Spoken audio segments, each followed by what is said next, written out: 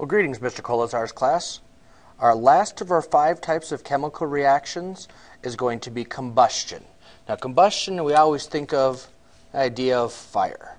So combustion, we can kind of think about fire. When oxygen comes in contact with hydrocarbon, the products are going to be carbon dioxide, water, and energy.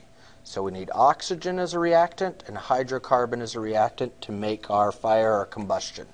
So general equation, we've seen any hydrocarbon, so any amount of carbon and hydrogen plus oxygen, O2, our diatomic atom, is going to produce CO2, H2O, and energy. And energy, light, and heat are the most 2 common types of energy produced during a combustion reaction.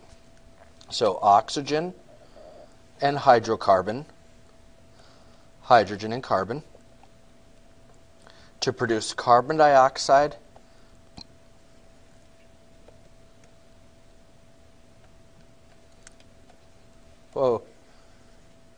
pen's working, and water, along with some energy. So for our combustion reactions, a couple ones we're going to look at. Pentane is C5H12 plus oxygen, O2, remember, is a diatomic,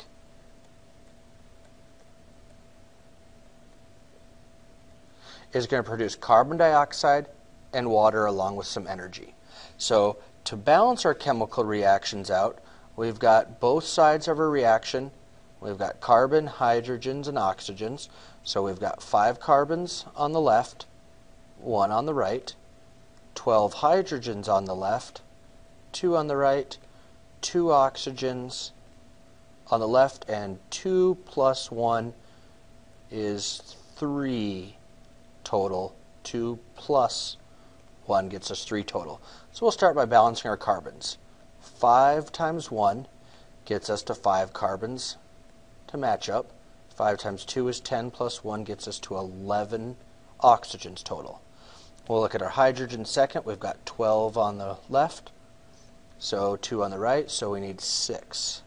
6 times 2 is 12 hydrogens, and 6 times 1 is 6, plus the 5 times 2 is 10, so 6 and 10, 16 total oxygens.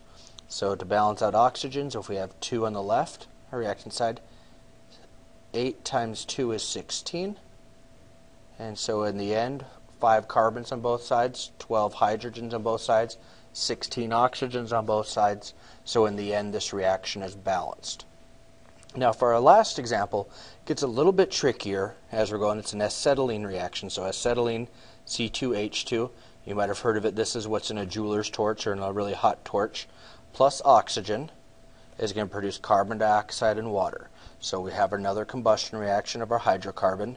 So to begin balancing our carbon, hydrogen, and oxygens, we have 2 carbons on the left, 1 carbon on the right, 2 hydrogens on the left, 2 hydrogen on the right, 2 oxygens, and 3 oxygens.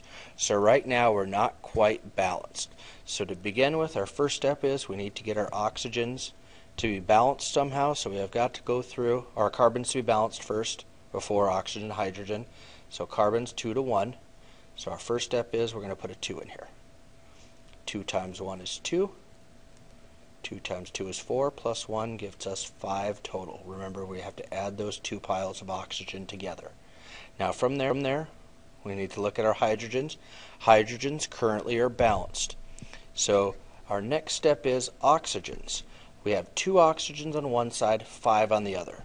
So 2 times what number gets us to 5? And 2 times 2.5 is the only number that works. Now we can't have 2.5 here. We have to deal with a whole number.